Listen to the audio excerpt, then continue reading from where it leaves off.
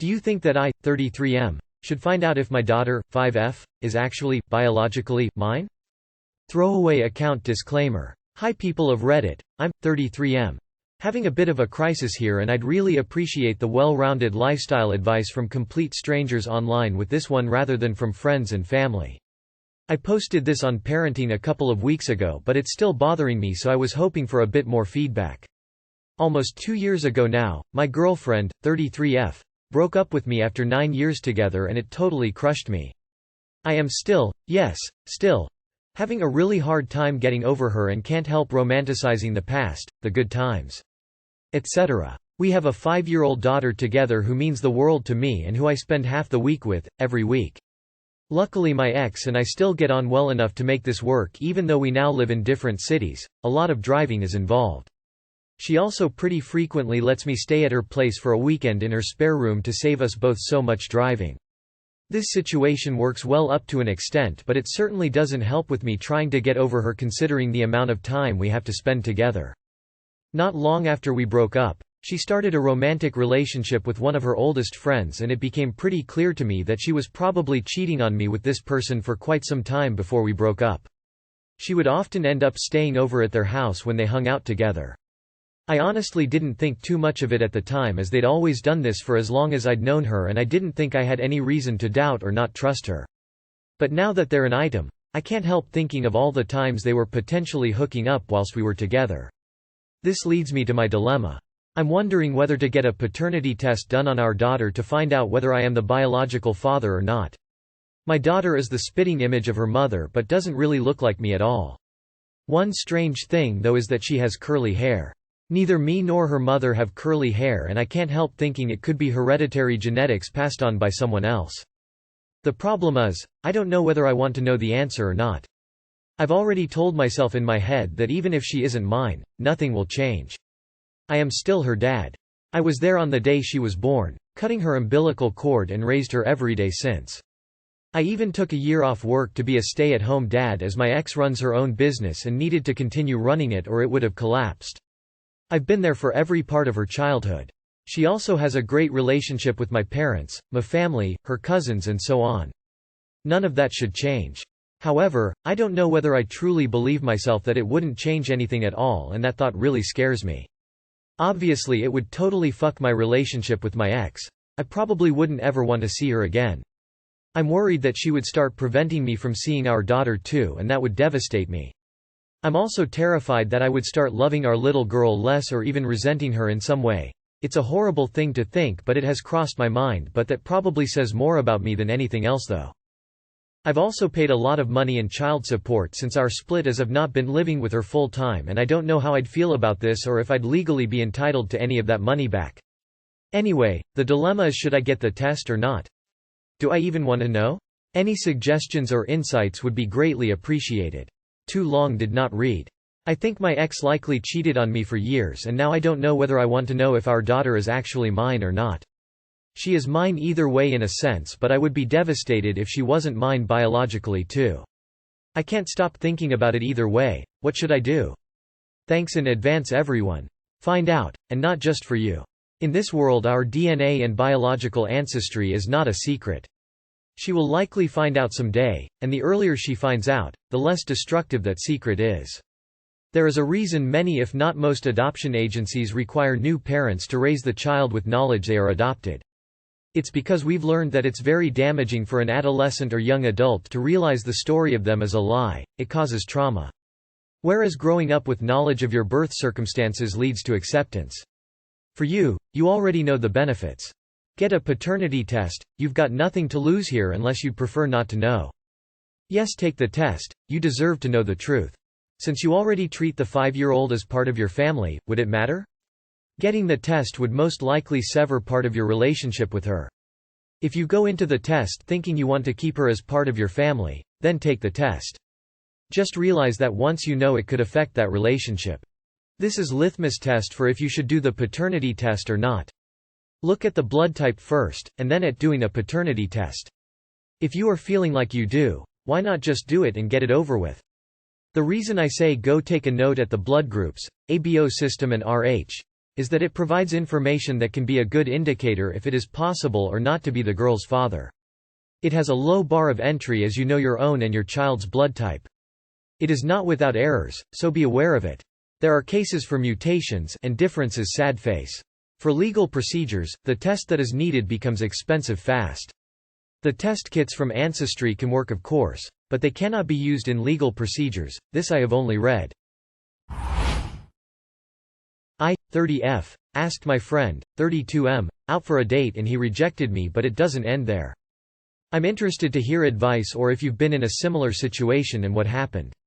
About 2 years ago I met a guy and we become pretty good friends. It felt like a normal friendship. I think he may have even had a girlfriend at the time, but by the time we got closer they had broken up. As time went on I started to have feelings for him, but I wasn't sure how he felt.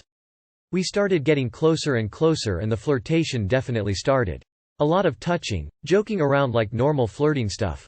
I'm not a very confident person though, so I still didn't say anything about my feelings.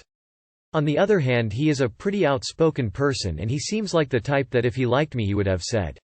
So I still kept it to myself and we continued being friends. Things started to heat up even more. Texting a lot, almost every day. Some of the messages could get a little R-rated even, continuing flirting, touching and such when we were together. All of this is like okay, maybe we are just close friends, but here is where it really went to the next level. One felt like I was planning a trip to visit my family and I asked him if he could drive me to the airport and he said yes of course. My flight was in the afternoon and he works nights, so he even took the day before off to be well rested to take me. He picks me up in the morning and we head off to the airport. It's about a 2-hour drive.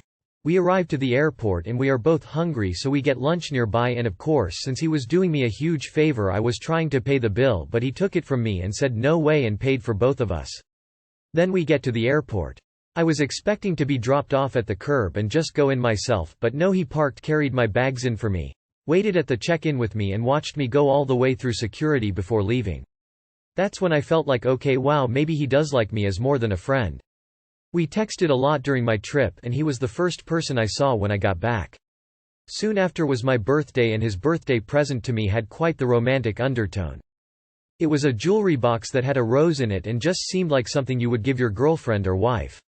So I finally decided after all this I was going to be brave and ask him out on an official date.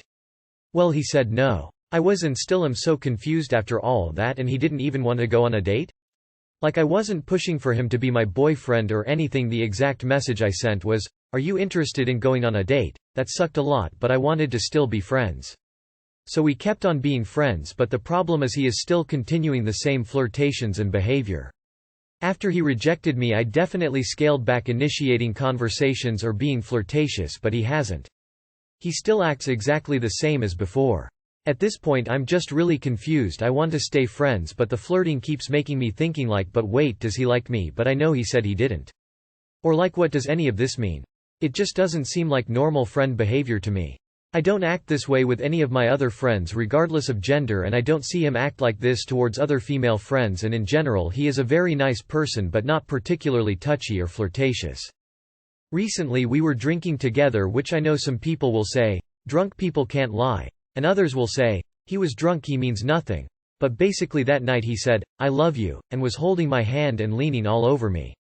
So far I haven't seen or talked to him, but I'm assuming the next time we see each other he will act like nothing happened. So like I don't even know where to go from here. Thoughts? Advice? After 2 years of this, please have a frank discussion with him and explain how you feel. There is not other way to lift up the fogwoman tipping hand. The only way you are going to get answers is to ask him directly. Any advice here on try and go guess what is going on is useless. Talk to him. Stop trying to piece it together. Probably Canadian. Sometimes it's only friendship. I mean, you could just talk to him about it? Hey, what are we? Do you want to be more than friends? Do you like me romantically? Are we just friends? Why do you flirt with me if you're not interested in me? This isn't rocket science. Just communicate. Boyfriend, 40 male, claims he is not punishing or withholding from me, 40 female. We've been together for nearly 2 decades. I'll start by saying he has a couple learning disabilities and is also pretty much a genius on paper. He is brilliant. And that is both amazing and incredibly frustrating. He doesn't have a lot of common sense or emotional intelligence, mostly just facts. He has the answer to everything. I need help making him see that therapy would do us good. He refuses to go to couples therapy because he claims to have the answer to our problems and doesn't want to spend money on someone else telling us what he already knows. I just need to be happy and stop yelling, and that would solve everything. So I go to therapy alone, trying to figure out things and find peace and calm. I've calmed down a lot with all my growth and therapy. He doesn't see it. Instead, he berates me when I do yell. He has a bad memory, he doesn't listen, and he won't take notes. His behavior can be exhausting. For example, he'll ask for a list of weekend projects, and when I give it to him, this is our conversation. Him: what should I start with? Me: how about sweeping the back patio? Him: are you sure that's the best use of my time? Me: well, it does need doing, but you have the list. Start wherever you want. Him: I just want to know what the highest priority is. Is sweeping the patio as important as fixing the door handle in your car? Me: they both need doing. I cannot do either one, injury, so just pick one and do the other after that. Him: geez, I just need to know which one is most important. Me: I need you to stop pushing my buttons. Him: how am I pushing your buttons? I am just trying to get an idea of how I can make the most of my time. Me: they are equal. Just do one. Him: I'm just going to let you cool down. I don't know why everything has to be a fight. Doesn't do either one. He sees these conversations as perfectly acceptable, just trying to gather data before starting a project. And if they usually end with me yelling, even briefly, he punishes me by withholding affection. He hasn't kissed me in nearly 2 years, no sex in 8 years. He says he isn't punishing me, I just need to get my anger under control and just be happy. He claims he walks on eggshells and can't be himself around me, and because his friends, family and coworkers all think he is so fun, so laid back and a joy to be around. It's clearly all my problem, and if I would fix myself, things would be great. I love this man. I am not leaving him. We are happy most of the day, until he starts down this know-it-all rabbit hole. I just don't know how to get him to therapy so we can get past this hurdle and learn to register where he is going wrong. TLDR. How do I get a know-it-all man to therapy? ! To quote a boomer meme, an ex-colleague just fired at me as she does every Friday beer o'clock. He's the perfect man for me. Now all I need to do is change his personality, his clothes, his friends, his hairstyle. To be more descriptive, you need to learn and accept that the reality he lives in will be the reality he lives in until he dies. That's what came with his cognitive differences. You haven't had Zen in 8 years, he hasn't kissed you in 2, he's mean-spirited and breaks you down until you yell, then turns it on you. Fuck that guy. Why are you still with him? You need to stand up for yourself. He sounds like a really annoying roommate rather than a boyfriend. You don't get him to therapy. You get yourself out of this horrendous relationship. This guy sounds like a 2-dimensional narcissist. It seems like you don't love yourself enough. You're wasting your precious life with this dead-end mess.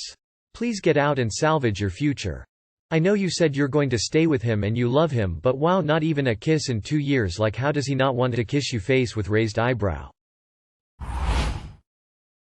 My 36M wife, 34F, want to continue hanging out with the people she hooked up while we were married.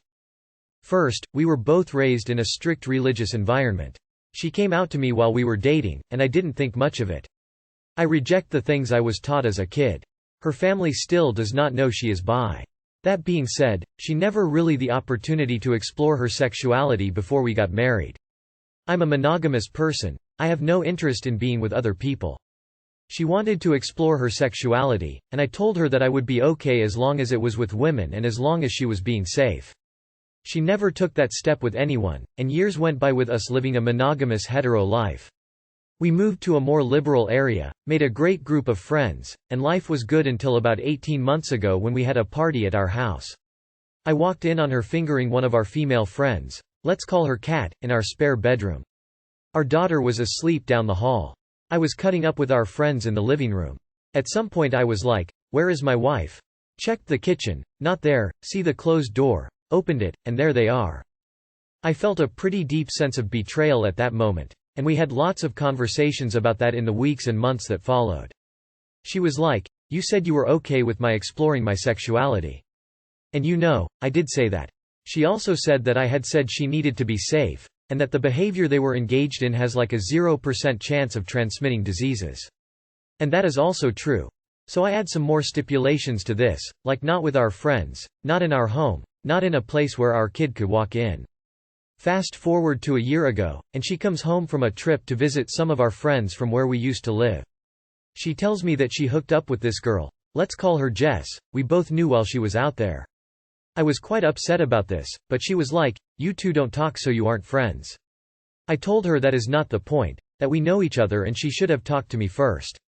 Now my wife wants to go on a trip for her graduation, and she invited both of these people on the trip. I have expressed how uncomfortable I am with this, and she doesn't seem to care. She thinks it is unreasonable for her to end her friendships with these people. She has been super happy packing for the trip, planning where they are going and where they are going to eat. Every time I see the suitcase I get a little sick to my stomach. No one in our group knows what she did, but I have avoided hanging out when Kat is around. What is the best way to approach this situation? She's having a celebration orgy.